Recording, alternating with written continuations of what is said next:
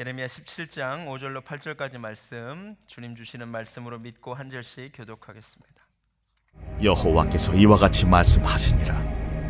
무릇 사람을 믿으며 육신으로 그의 힘을 삼고 마음이 여호와에게서 떠난 그 사람은 저주를 받을 것이라.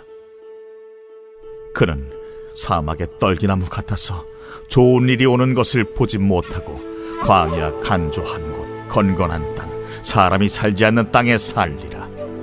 그러나 무릇 여호와를 의지하며 여호와를 의뢰하는 그 사람은 복을 받을 것이라. 그는 물가에 심어진 나무가 그 뿌리를 강변에 뻗치고 더위가 올지라도 두려워하지 아니하며 그 잎이 청청하며 가무는 해에도 걱정이 없고 결실이 그치지 아니함 같으리라.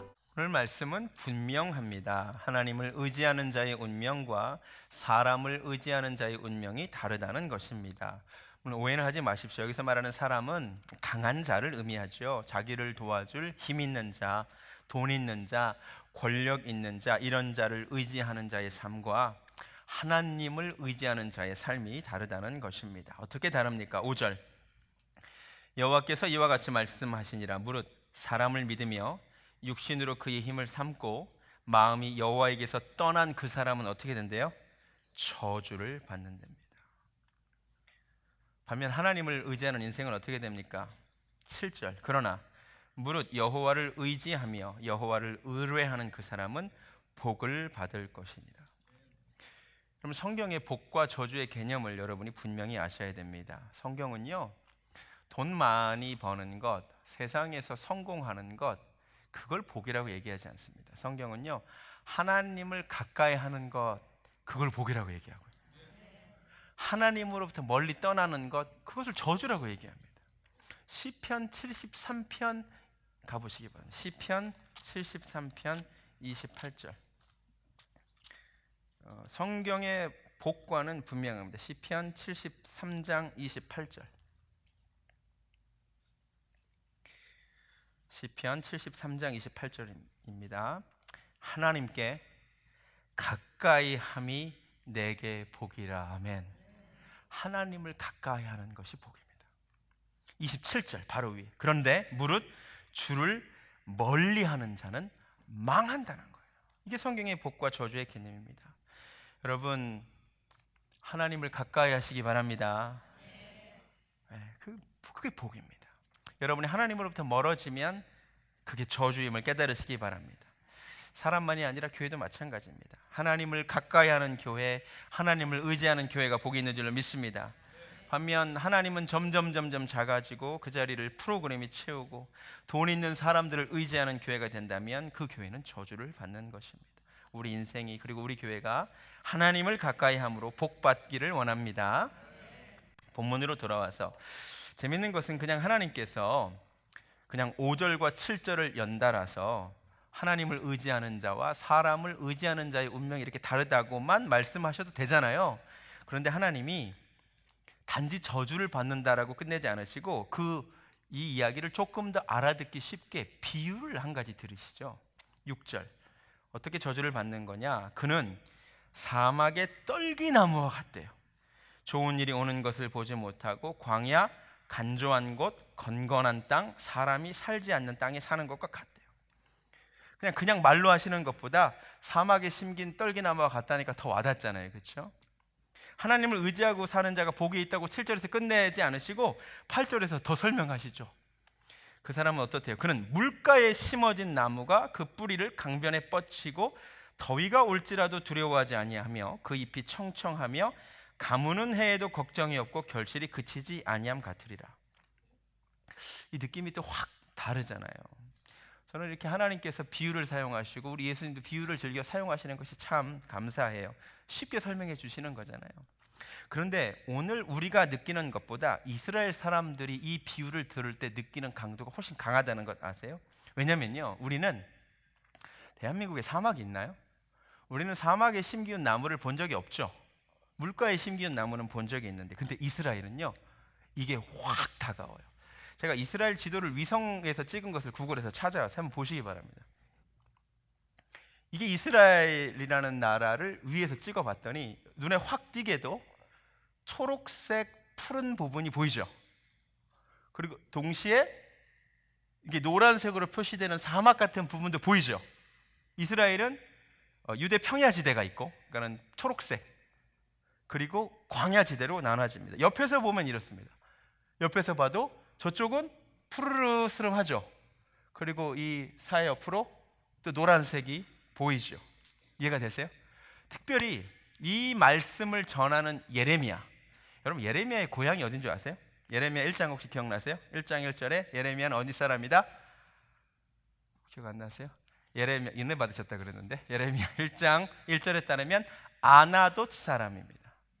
갑자기 궁금해져서 아나돗은 어디에 위치하고 있나 살펴봤더니 재밌는 걸 발견했어요. 사진을 보여주세요. 아나돗은 다름 아닌 여기 위치하고 있습니다. 아나돗이라는 땅이 어떤 땅이냐? 우리가 보는 것을 기준으로 왼쪽은 푸르른 평야지대, 오른쪽은 정말 간조한 사막을 한눈에 볼 수 있는 지역이 바로 아나돗이라는 거죠. 왼쪽을 쳐다보면 푸르른 나무가 보이고 오른쪽을 쳐다보면 메마르고 간조한 땅이 있는 거예요. 이해가 되세요? 예레미야는 다음과 같은 풍경을 보면서 자랐을 겁니다. 그 다음 사진, 바로 이 사진이죠. 이쪽을 보면 푸르러, 저쪽을 보면 광야예요. 삭막해. 어렸을 때부터 예레미야는 그 누구보다도 사막에 심긴 나무와 시냇가 푸른 평야지대에 심긴 나무의 운명이 다르다는 것을 그 누구보다도 실감나게 보고 자라온 사람이에요. 이해가 되세요? 딱 보니까 똑같은 나무인데 저기에 심긴 나무와 여기에 심긴 나무의 운명이 다르다는 거죠. 그러니까 우리가 느끼는 것보다 예레미야는 어렸을 때부터 봤다, 이거. 이해가 되세요? 우리는 실제로 보지 못하고 제가 사진만 가져왔어요. 자, 사막에 심긴 나무는 이렇게 생겼답니다. 이렇게 생긴 거죠. 이걸 주의 깊게 보세요. 예레미야는 어렸을 때 이 나무를 보고 자라는 거죠. 또 반면에 시냇가에 심긴 나무는 이렇답니다. 다르죠? 느낌이 많이 다르죠? 제가 이 사막에 심기운 나무와 시냇가에 심기운 나무가 무엇이 다를까를 묵상하다가 한 5가지 정도의 차이점을 발견했습니다. 2개의 사진을 번갈아 가면서 보여주시면 도움이 될 겁니다. 자, 사막에 심기운 나무와 시냇가에 심기운 나무, 제가 보기에 첫 번째로 크기가 다릅니다. 사막에 심긴 나무는요, 결코 크게 자랄 수는 없습니다. 왜 그럴까요? 생존에 급급하기 때문입니다. 맞습니까? 그런데 시냇가에 심기운 나무는 더 크게 자라더라, 이 말입니다. 왜? 많은 물을 흡수하기 때문에. 크기가 다릅니다. 그렇죠?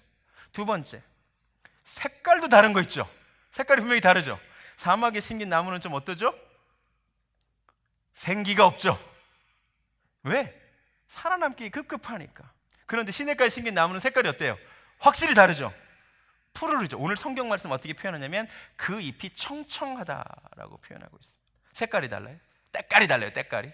3번째, 잎사귀의 모양도 다릅니다. 사막에 심긴 나무 잘 보세요. 자세히 보시면 알겠지만 뾰족해요. 여러분, 사막에 선인장이 자라죠.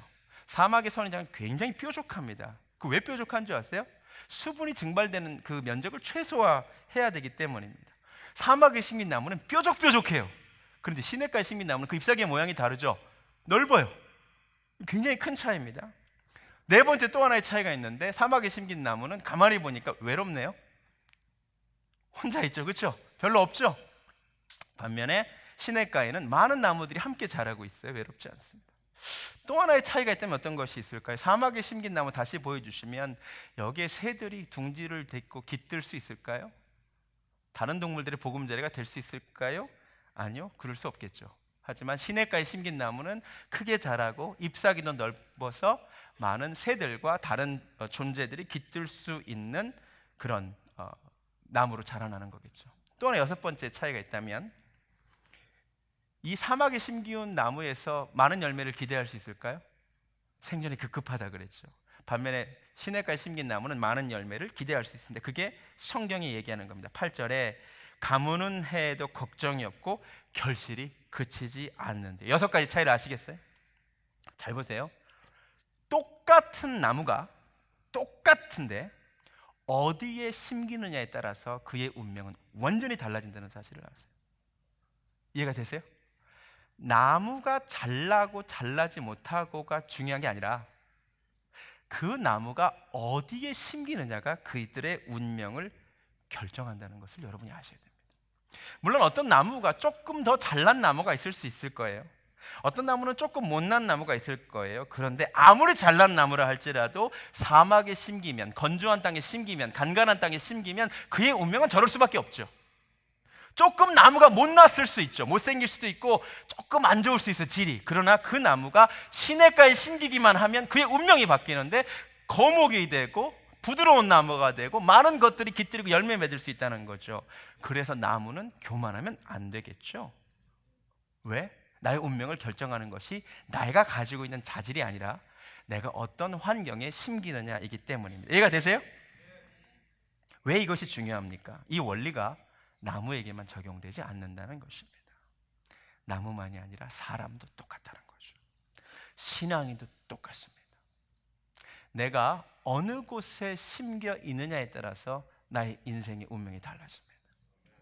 내가 영적으로 은혜가 풍성한 곳, 하나님의 은혜가 거하는 곳에 내 영혼이 심겨져 있다면 나의 운명이 달라지는 거예요. 반대로 내가 영적으로 메마르고 간조하고 하나님의 은혜가 더 이상 없는 곳에 머물고 있다면 나는 저런 존재가 될 수밖에 없다는 것입니다. 여러분이 오늘 밤에 굉장히 중요한 진리를 하나 깨달으셨으면 좋겠습니다. 나무가 교만하면 안 되듯이 신앙인 역시 교만해서는 안 됩니다. 오늘 밤 우리 교만이 한 가지 깨어지기를 원합니다. 나 그렇게 대단한 존재 아닙니다. 내가 교회에서 엄청나게 대단한 존재고 대단한 일을 하고 있다고 착각하면 안 됩니다. 어떤 분들은 이런 얘기도 하죠. 내가 교회를 지키고 내가 교회를 세우고 내가 아니면 교회가 안 돼서 어쩔 수 없이 뭐 이런 얘기들 하잖아요. 교회를 뭐 옮겨야 되지만 내가 없으면 교회가 무너지고 등등등. 미안합니다. 여러분은 그렇게 할 수 있는 존재가 아닙니다. 한국교회 문제가 무엇입니까? 자꾸 잘난 나무를 찾죠. 조금 더 멋진 나무를 찾죠. 모델이 될 만한 멋지게 자란 그리스도인을 찾죠. 아니요, 그 사람 대단하지 않습니다. 사실은 그 사람이 심겨져 있는 영적 환경이 훨씬 더 중요합니다.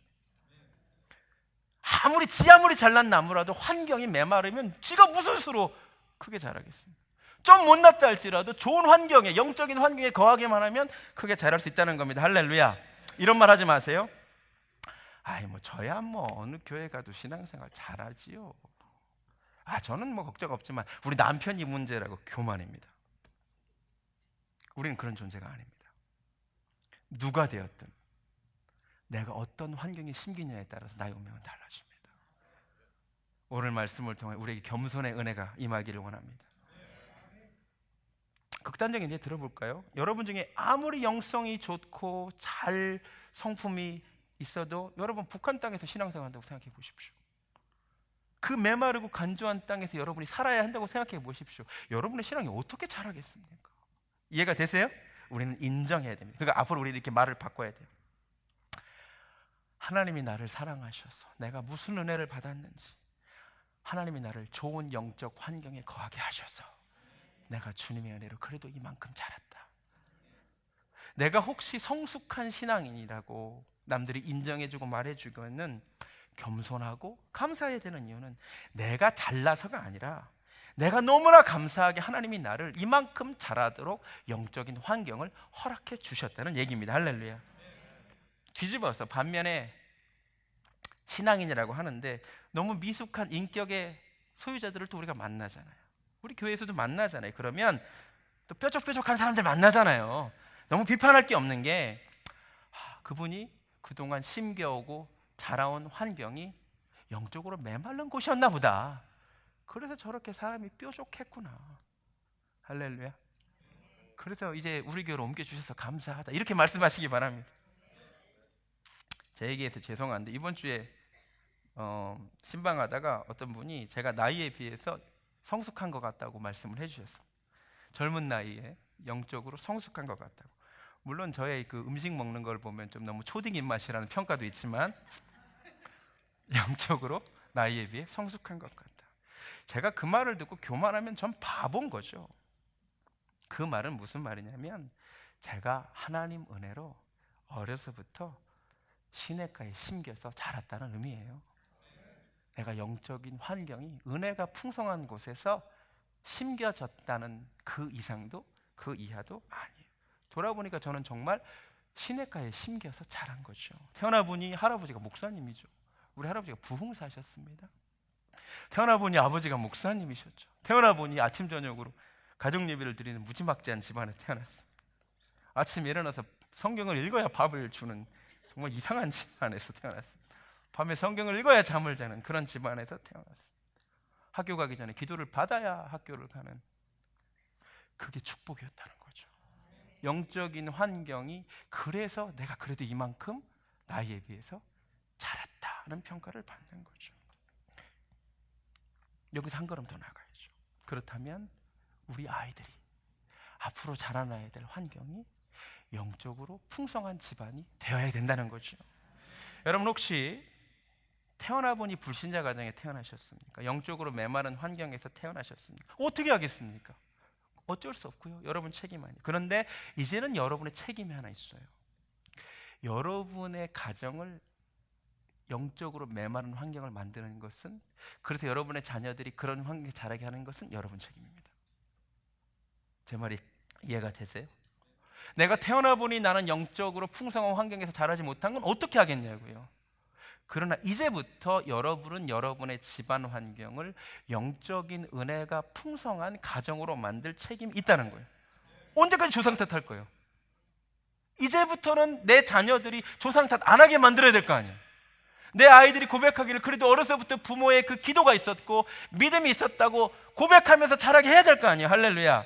오늘 말씀을 통해 여러분의 가정이 시냇가에 심은 시냇가가 되기를 주님의 이름으로 축원합니다.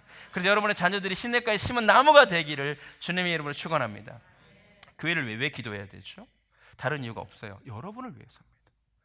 여러분이 심겨진 이 교회가 은혜가 풍성해야, 이 교회에 심겨졌잖아요. 여러분들이 좋은 나무로 자라는 거예요. 할렐루야. 왜 교회를 위해 기도해야 된다고요? 여러분을 위해서. 이 교회의 은혜가 풍성해야 우리가 자라게 될 줄로 믿습니다. 저는 교회를 사랑해요. 저는 우리 교회를 너무 사랑합니다. 왜냐하면 저는 우리 교회 하나님의 은혜가 참 많다고 생각하기 때문입니다. 신방을 다녀보니까 진짜 그런 고백 많이 하세요. 우리 교회 너무 좋다고, 너무 행복하다고, 은혜가 느껴진다고. 저는 너무 감사하고. 그런데 이미 우리 교회를 다니고 있으면서 혹시 그런 고백이 사라진 분들이 계시다면 이 시간 깨닫는 은혜가 있기를 원합니다. 또 이런 말도 하더라고요. 우리 교회 참 좋은 사람들이 많이 온 것 같다고. 좀 틀렸어요. 사람은 똑같아요. 은혜가 머무는 곳에 있으면 나무가 저렇게 좋아지는 거예요. 부드러워지는 거예요. 근데 우리 교회 은혜가 끊기는 순간 사람이 다 뾰족뾰족해져요. 원래 그렇게 되어 있는 거예요. 은혜가 넘치기를 주님의 이름으로 축원합니다. 자, 아까 5가지가 들었죠. 교회도 사람도 다시 생각할게요. 크기가 달라요. 우리 교회에 하나님의 은혜가 넘쳐서 우리가 다 영적으로 거목으로 성장하기를 원합니다. 우리 자녀들이 영적으로 큰 나무로 자라기를 원합니다. 색깔이 다르, 때깔이 다르다 그랬어. 맨날 만나면 막 피곤해 쩔어 있고, 그런 나무들 말고 우리가 정말 싱그러운, 성경 말하는 청청한 그런 그리스도인들 되기를 원합니다. 아까 사막의 식물이 어떻게 해야 되겠어요? 뾰족한 사람들을 만나요. 이렇게 가시가 있는 사람들. 그러면 안 돼. 우리 교회 은혜가 풍성해서 그 뾰족한 가시들이 부드럽게 퍼지는 은혜가 있기를 원합니다. 사막은 외로워요. 우리 교회 가운데 함께 외로움이 사라지고 함께 커가는 은혜가 있기를 원합니다. 사막에 심긴 나무는 다른 존재를 받아들이지를 못해요. 품지를 못해요. 그러나 은혜가 풍성한 시냇가에 심긴 나무에 거한 시냇가에 심긴 나무는 많은 새들을 품을 수가 있습니다. 여러분이 많은 사람을 품는 은혜가 있기를 원합니다. 마지막으로 우리 교회 비전이 열매 맺는 교회가 되는 건데, 오직 은혜가 풍성해야, 우리 교회가 좋은 교회가 되어야 열매를 맺을 수 있을 줄로 믿습니다. 본문으로 돌아오겠습니다. 한 가지 오해가 있는데 8절, 그는 물가에 심어진 나무가 그 뿌리를 강변에 뻗치고 더위가 올지라도 두려워하지 아니하며 그 잎이 청청하며 가무는 해에도 걱정이 없고 결실이 그치지 아니함 같으리라. 우리는 신앙인이 되면, 하나님을 의지하는 존재가 되면, 시냇가에 심긴 나무가 되면 만사 형통할 것이라는 오해를 합니다. 그런데 그렇지 않습니다. 오늘 성경은 분명히 말합니다. 여호와를 의뢰하는 사람에게도 영적으로 시냇가에 머문다고 해도 그런 교회와 가정에서 자란다고 해도 고통과 시련이 없는 것은 아닙니다. 그것은 신앙을 오해한 것입니다. 오늘 보면 분명히 말합니다. 물가에 심어진 나무예요. 그 뿌리가 강변에 뻗쳐 있어요. 그런데도 뭐가 온대요? 더위가 온대요. 또 뭐가 온대요? 가뭄은 해도 온다는 겁니다. 이해가 되세요? 예수를 믿으면 내 삶의 모든 어려움과 아픔과 고통과 실패가 안 오는 게 아니에요. 성경은 그렇게 얘기하고 있지 않습니다. 성경은 오히려 신앙인이 받는 복은 더위가 오지만 더위가 올지라도 그 더위가 나를 무너뜨리지 못한다는 거죠. 가뭄이 안 온다는 게 아니에요. 태풍이 안 온다는 게 아니에요. 태풍도 오고 가뭄도 오고. 여러분 예수 믿는다고 교통사고 왔나요? 예수님 똑같이 밀어도 옥상에 떨어지면 다 다리 부러지게 돼 있어요. 우리는 세상 법칙에 따라 살아가는 거예요. 우리는 어려움도 닥칠 수 있고요. 여러분 예수 믿으면 병 안 걸립니까? 예수 믿으면 가정에 이별이 없습니까? 아니요, 그렇지 않습니다. 사업에 실패할 수도 있습니다. 암에 걸릴 수도 있습니다. 그런데 차이가 하나 있다면 그 어려움이, 그 고난이, 그 고통이 나를 무너뜨리지 못한다는 것이 예수 믿는 자의 축복입니다. 할렐루야. 여호와를 의지하면 시냇가에 심긴 나무는 고난이 무너뜨리지 못하는 인생이 되는 줄로 믿습니다. 사망의 음침한 골짜기를 안 지나가는 것이 아니고요, 사망의 음침한 골짜기를 지나가지만 주께서 나와 함께 하신다는 거죠. 주의 지팡이와 막대기가 나를 안위하신다는 거죠. 할렐루야. 여러분이 사막의 음침한 골짜기를 지나갈지라도 무너지지 않는 인생 되기를 주님의 이름으로 축원합니다. 감사하게도 성경을 제가 찾아보니까 이 시냇가에 심긴 나무와 같은 인생이었다라고 평가받는 한 인물이 있음을 알게 되었습니다. 성경에 정말 많은 인물이 등장하는데 딱 한 사람에게 당신의 인생은 마치 시냇가에 심긴 나무와 같은 인생이다라고 평가를 한 놀라운 사람이 하나 있음을 제가 발견하게 됐습니다. 혹시 그 사람의 이름이 무엇인지 아십니까? 그 사람의 이름은 요셉입니다. 창세기 49장 가보시겠습니다. 창세기 49장.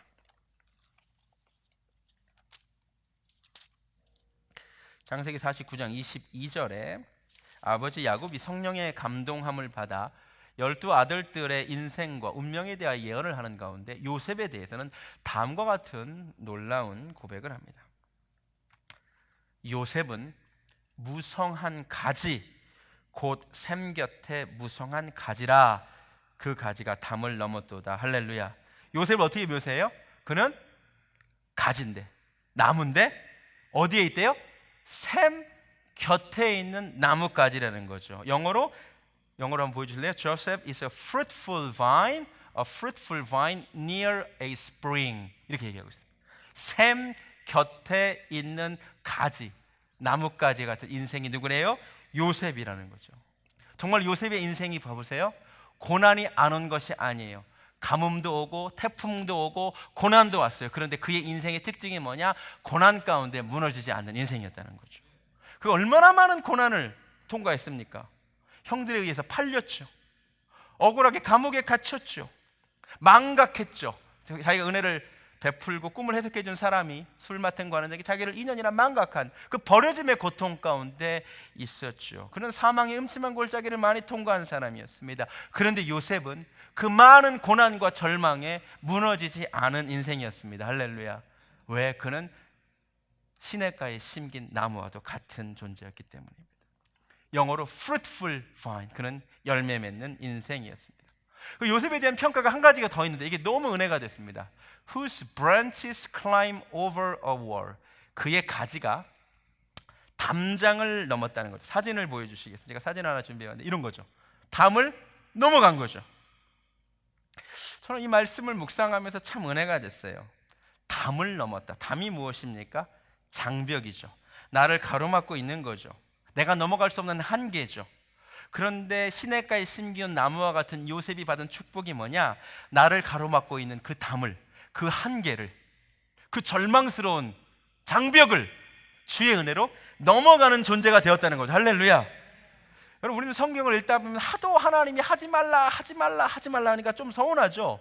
하나님한테 좀 서운해. 근데 오해 풀리시기 원합니다. 하나님이 우리를 사랑하셔서 사랑의 울타리를 치신 거예요. 넘어가지 말라고.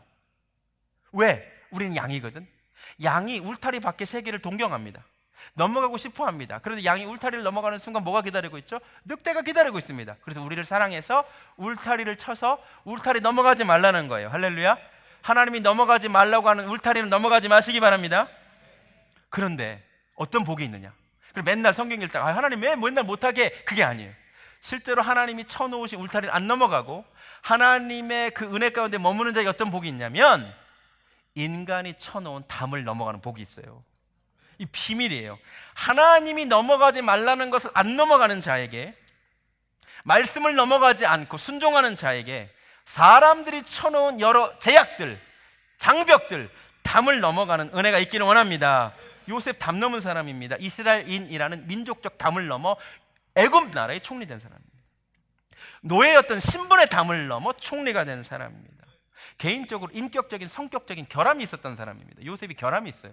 어떤 결함이 있느냐? 지 자랑을 안 하면 참을 수 없는 사람이에요. 눈치도 없어요. 되게 없어요.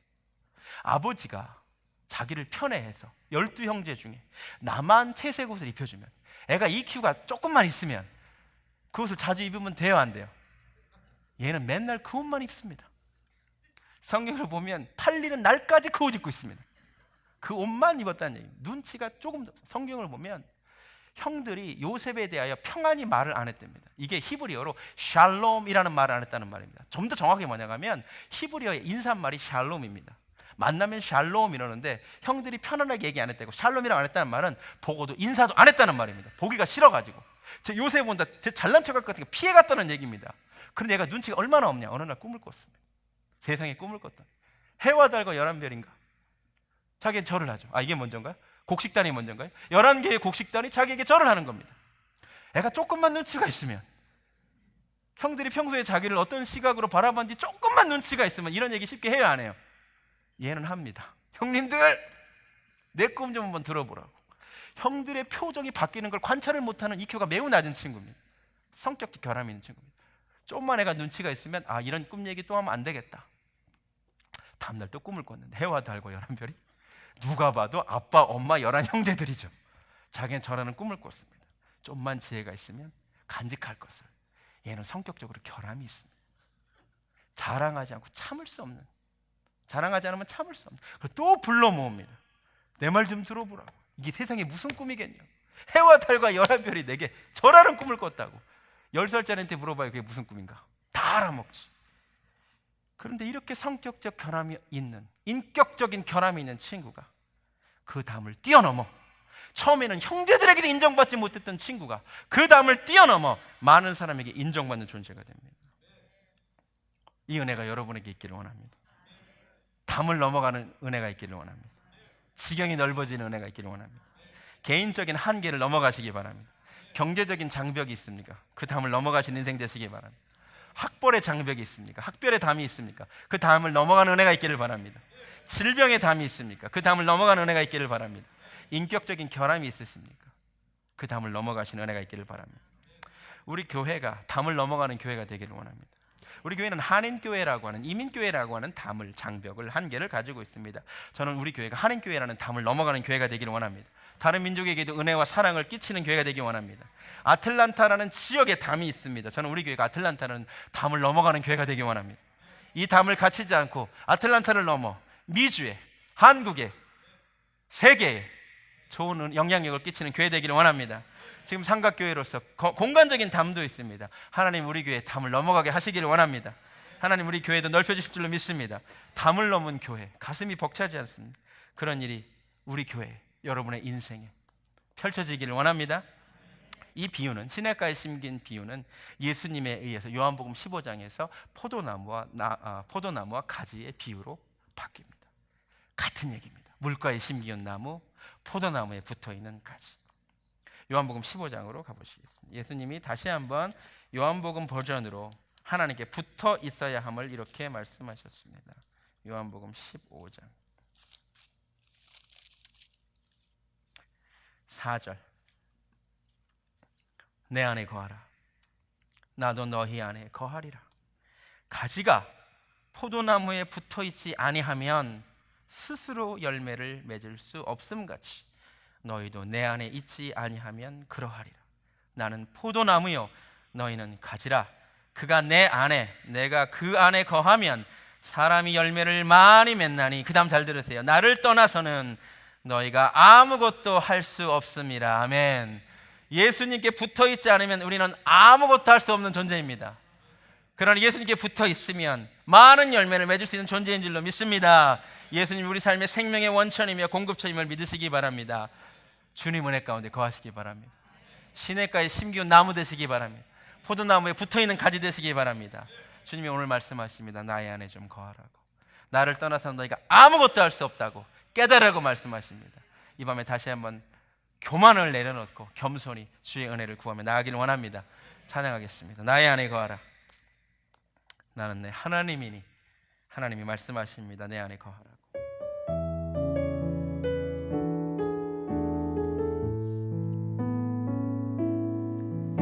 나의 안에 거하라. 나는 내 하나님이니. 모든 환난 가운데 너를 지키는 자라. 두려워하지 말라. 내가 널 도와주리니. 놀라지 말라. 내 손 잡아주리라. 나의 안에 거하라 말씀하십니다. 나의 안에 거하라. 나는 내 하나님. 나를 떠나서는 아무것도 할 수 없느니라. 모든 환난 가운데 너를 지키는 자라. 두려워하지 말라. 내가 널 도와주리니. 놀라지 말라. 내 손 잡아주리라. 내가 너를 지명하여 불렀나니. 너는 내 것이라. 내 것이라. 너의 하나님이라. 내가 너를 보배롭고 존귀하게 여기노라. 너를 사랑하는 내 여호와라. 하나님 우리가 축복한 그대로 시냇가에 심기운 나무마다 담장을 넘어가는 은혜가 있게 하여 주시옵소서.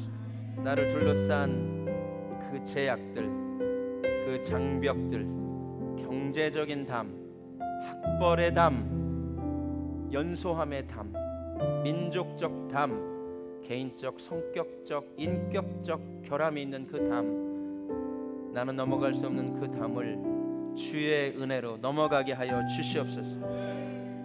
하나님 우리 교회를 위하여 기도합니다. 우리 교회가 아틀란타를 넘어 이 미주 땅에, 한국에, 세계에 주의 은혜와 사랑을 전하는 교회 되게 하여 주시옵소서.